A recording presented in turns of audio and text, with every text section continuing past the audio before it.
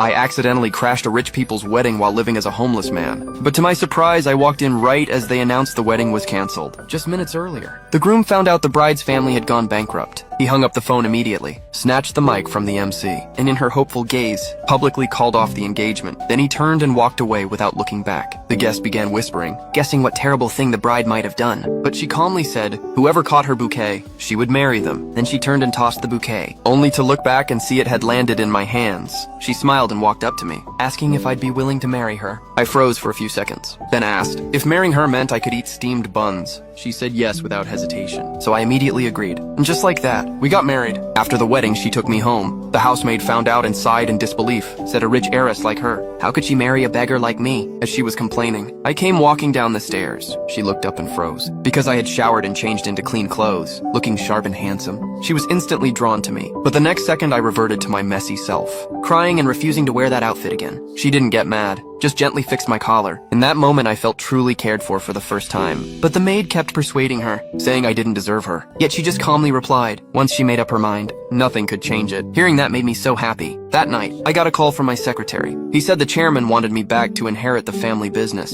and would come pick me up soon. I went quiet for a few seconds and firmly refused. But right then, she came in with pajamas for me. I panicked and hid my phone behind my back. But accidentally, she saw my bare upper body. Her eyes instantly flustered. I tried to joke about it, reached out to hug her, but she tossed the pajamas at me, and ran out of the room.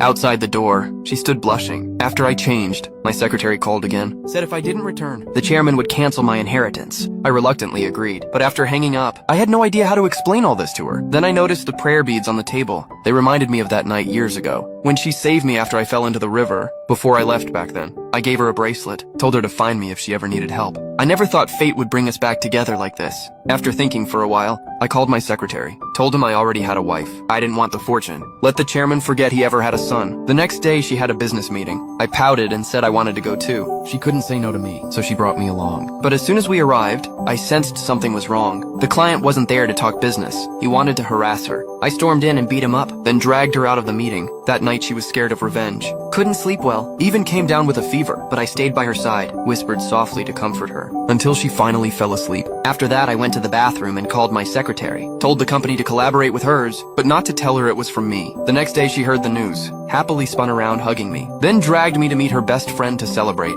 After catching up with her friend, she excitedly introduced me, but when I turned around, her best friend was instantly stunned.